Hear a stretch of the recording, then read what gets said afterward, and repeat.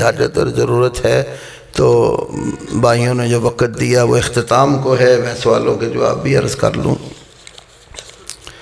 ایک سوال یہ آیا ہے، ابھی اکٹھے ہی دے دے ایک ہی دفعہ، پھر آپ کے ٹائم کا مسئلہ ہو جانا ہے۔ اہل حدیث درباروں پر جا کر دعا مانگنے کو شرک اور کفر قرار دیتے ہیں۔ کوئی بھی دربار پر جا کر ان کے سامنے اپنی حاجات نہیں رکھتا، بلکہ ہم تو اللہ کے نیک بزرگوں کے توسل سے دعا کرتے ہیں۔ اہل حدیث بتوں والی تمام آیات اولیاء اللہ پر فٹ کرتے ہیں، کچھ تو خدا کا خوف کریں، بالکل بجا۔ اور اللہ نے قرآن میں وسیلے کا حکم دیا۔ اس ایک سوال میں کئی سوال ہیں۔ ایک سوال تو یہ ہے کہ یہ درباروں پر جا کر دعا مانگنے کو شرک اور کفر کہتے ہیں۔ دربار کے اوپر جا کر مانگنے کی مختلف صورتیں ہیں۔ یہ ایک بڑی اہم ترین کتاب ہے میرے پاس عقیدے کی، علامہ احمد بن علی المکریزی کی، جو 776 ہجری میں پیدا ہوئے اور 845 میں فوت ہوئے، تجرید التوحید المفید۔ اب یہ جو دعا کی صورت ہے، قبر کے اوپر جا کر مانگنے کی صورت ہے، تو اس کی مختلف قسمیں ہیں۔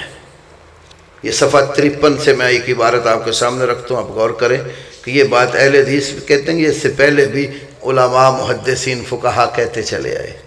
کہتے والناس فی ھذا الباب عن زیارت القبور ثلاثۃ اقسام۔ قبروں کی زیارت کے حوالے سے لوگوں کی 3 قسمیں ہیں۔ پہلی قسم یزورون الموتى فیدعون لهم وہذہ الزیارۃ الشرعیہ۔ قبرستان میں جائیں اور جو فوت شدہ ہیں ان کے لیے اللہ سے دعا مانگے کہ پاک پروردگار تو ان کی بخشش فرما، ان کے درجات بلند کر۔ جیسے آپ جنازہ پڑھتے ہیں، جنازے میں دعا مانگتے ہیں، دفناتے ہیں، دعا مانگتے ہیں۔ آپ دفنا کر صحابہ کو کہتے تھے، ابو داؤد کی حدیث ہے کہ یہ جو تمہارا بھائی اب قبر میں رکھ دیا گیا ہے نا، تو اللہ پاک سے اس کے لیے بخشش کی دعا مانگو، فَإِنَّهُ الْآنِ يُسْأَلْ، اس لیے کا بس سے سوال ہوں گے۔ تو یہ شرعی زیارت ہے۔ وَقَوْمٌ يَزُورُونَهُمْ، اور ایک قوم ایسی ہے جو قبروں کی زیارت کرتی ہے، يَدْعُونَ بِهِمْ، ان کے وسیلے سے مانگتے ہیں۔ وَهَؤُلَاءِ هُمُ الْمُشْرِكُونَ، کہتے ہیں یہ ہیں مشرک، شرک کرنے والے۔ وَجَهَلَةُ الْعَوَامِ وَالتِّغَامِ مِنْ غُلَاتِهِمْ، اور جاہل عوام اور سرکش ان غالی لوگوں میں سے ہیں۔ تیسری قسم قوم یزورونہم فیدعونہم انفسہم، وقد قال نبی صلی اللہ علیہ وسلم اللہم لا تجعل قبری وثنا یعبد وہؤلاء ھم المشرکون فی الربوبیہ۔ تیسری وہ قسم ہے جو قبروں والوں کی زیارت کرتے ہیں اور ان کو بذات خود پکارتے ہیں، قبر والے کو پکارتے ہیں، پکار کر اس کے مدد مانگتے ہیں۔ اور بہت سارے ایسے ہیں، یا شیخ عبد القادر جیلانی شیئا للہ کا وظیفہ پڑھتے ہیں، یہ کیا ہے؟ اے عبد القادر جیلانی اللہ کے لیے ہمیں کچھ دے، تو مانگ نہیں رہے اس سے۔ اور صرف یہ مانگنے کی شکل آج ہی نہیں ہے۔ امام ابن الجوزی رحمت اللہ علیہ بڑے عظیم محدث گزرے ہیں، 510 ہجری میں پیدا ہوئے۔ یہ ان کی کتاب ہے میرے پاس، تذکرۃ للبصائر فی معرفۃ الکبائر۔ پہلا بڑا کبیرہ گناہ الشرک باللہ عز وجل، یہ کبائر میں سے پہلا سب سے بڑا کبیرہ گناہ شرک کی تعریف کرتے ہیں۔ الشرک ہوا ان تجعل للہ ندا، اللہ کے لیے کوئی شریک، سہیم، ساجی اور پارٹنر بنا لو۔ او تعبد معہ غیرہ، یا اللہ کے ساتھ اس کے علاوہ کی بھی عبادت کرے، من حجر او بشر او شمس او قمر او نبی او جنی او نجم او ملک او شیخ او غیر ذالک، اللہ کے سوا کسی پتھر، انسان، سورج، چاند، نبی، جن، ستارہ، فرشتہ، شیخ یا اس کے علاوہ کسی بھی ہستی کو اللہ کے ساتھ لگا کر اسی طرح پکارتے اور پوجا کرتے۔ وَقَدْ يَقَعُ فِي ذَلِكَ بَعْضُ الْجُهَالِ، اس شرک میں بعض جاہل واقع ہو چکے ہیں، المنتسبین الی دین الاسلام، وہ جاہل جو دین اسلام کی طرف منسوب ہیں، اپنے آپ کو مسلمان سمجھتے ہیں، فی امور تقع منہم، فوٹو لیکن جو تسلی سے لیں، میں نے تو بہت اور پلان تھا پر ٹائم تھوڑا ہے۔ اچھا چلو اگلے بات سنیں، فمن ذالک، ان لوگوں میں سے کون ہے؟ المنتسبون للمشائخ، وہ جو مشائخ کے ساتھ نسبت رکھتے ہیں۔ ان کے زمانے میں 3 بڑے شیخ تھے، انہوں نے تینوں کا نام لیا ہے، کالشیخ احمد ابن الرفاعی، جس طرح شیخ احمد بن رفاعی ہیں، ابھی شیخ یونس یا شیخ یونس بن یوسف بن مساعد شیبانی ہے، وہ شیخ عدی یا شیخ عدی بن مسافر ہیں، او غیرہم، یا ان کے علاوہ دیگر مشائخ اور صوفیاء ہیں۔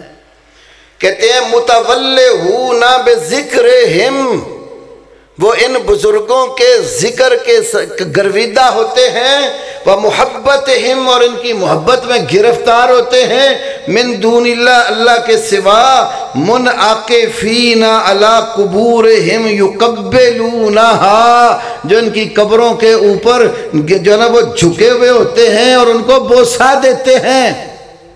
قبروں کو بوسہ دیتے ہیں، کتنی نیٹ پر ویڈیو موجود، سجدے کر رہے ہوتے ہیں۔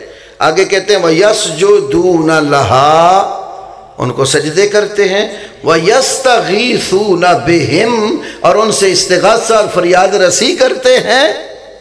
غوث اعظم کا کیا معنی ہے؟ اگر اللہ کے سوا پکارتے نہیں ان کو تو غوث اعظم کا معنی سب سے بڑا فریاد رس، تو اللہ کی مخلوق میں سب سے بڑا فریاد رس تو شیخ عبد القادر جیلانی کو بنایا۔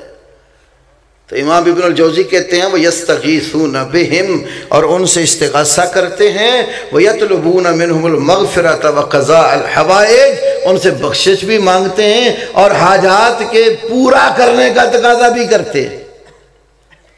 آپ دیکھیں یہ ڈرائیور بھائی ہیں نا ہمارے جو روڈوں پہ گاڑیاں چلاتے ہیں، کئی ڈرائیوروں کے فرنٹ سکرین پر لکھا ہوگا ناد علی، ناد علی۔ کیا معنی ہے ناد علی کا؟ ناد، تو پکار کس کو؟ علی، علی کو رضی اللہ تعالی عنہ۔ پورا شعر یہ ہے، یہ تو تھوڑا سا لکھا ہوتا ہے نا، بعد میں پورا شعر لکھا ہوتا ہے۔ ناد علی مظہر العجائب تجد عون لک فی المصائب، کل ہم و غم سینجلی بنبوتک یا محمد و بولایتک یا علی یا علی یا علی۔ وہ کہتے ہیں حضرت علی کو پکار لو، وہ اللہ تعالیٰ کی قدرتوں کے ظہور کی جگہ ہے۔ تجد ہو عونا لک فی المصائب، مصیبتوں میں علی کو مددگار پاؤ گے اپنے سامنے۔ کل ہم و غم سینجلی، ہر دکھ تکلیف ضرور دور ہو جاتے ہیں، بنبوتک یا محمد و بولایتک یا علی یا علی یا علی۔ کہتے ہیں کہ آپ اے محمد صلی اللہ علیہ وسلم، آپ کی نبوت کے ساتھ، اور اے علی، 3 بار علی کا نام لیا، اے علی اے علی، تیری وجہ سے یہ ہمارے دکھ دور ہوتے ہیں۔ دوسرا شعر وہ کہتے ہیں، کئی دفعہ اذان سے پہلے بھی آواز آتی ہے، لی خمسۃ اطفی بہا حر الوباء الحاتمہ المصطفیٰ والمرتضی وابناہما والفاطمہ۔ وہ کہتا ہے میرے تو 5 تن ہیں، لی خمسۃ، میرے کتنے؟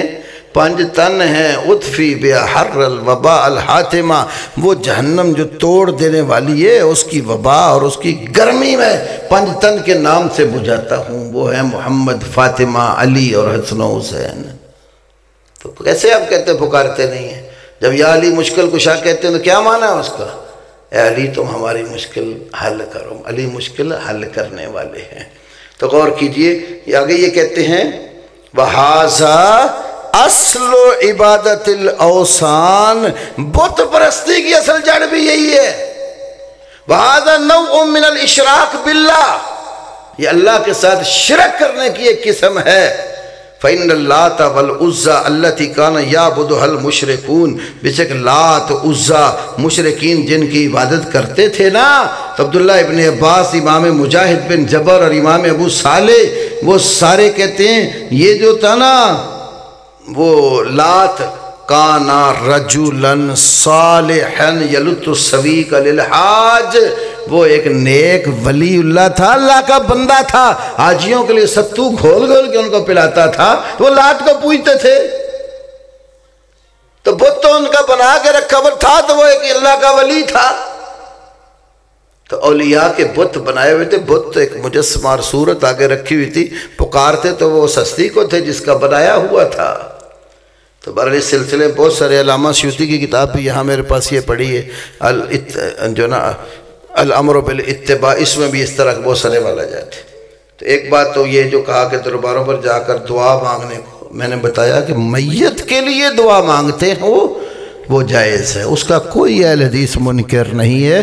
قبروں کی زیارت کرنی چاہیے، قبرستان جانا چاہیے، اہل قبور کی بخشش کی دعا مانگنی چاہیے۔ رسول اللہ صلی اللہ علیہ وسلم نے فرمایا کہ نہیتکم عن زیارت القبور فزوروها فإنها تذکر الآخرہ، میں نے تمہیں قبروں کی زیارت سے منع کیا تھا، زیارت کیا کرو، یہ آخرت یاد دلاتی ہے۔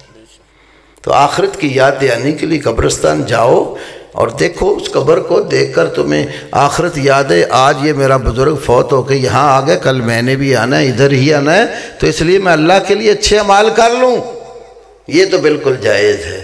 لیکن قبر والے کو پکار کر اس سے مدد مانگیں، یا کہیں کہ یا اللہ اس کی وجہ سے، اس کے وسیلے سے دے، یہ دونوں صورتیں ان دونوں کتابوں میں لکھی ہیں کہ یہ شرک ہے۔ پھر کہتے ہیں بزرگوں کے توسل